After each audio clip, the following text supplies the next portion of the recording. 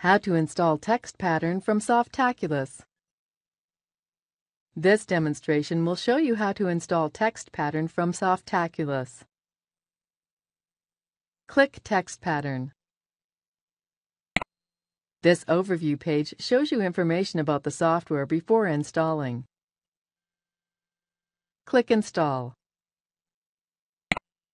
The default settings here should work for most purposes. If you have multiple domains on one account, you can select where to install. The next two boxes let you set the directory and database name, which will be created upon installation.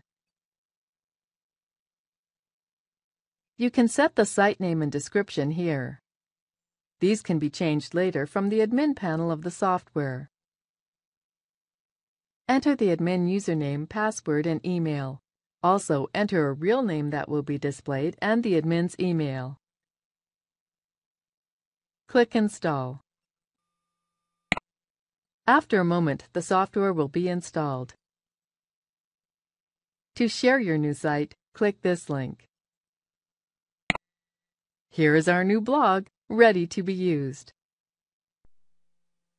Thank you for watching our tutorial. Be sure to let us know if you have any questions.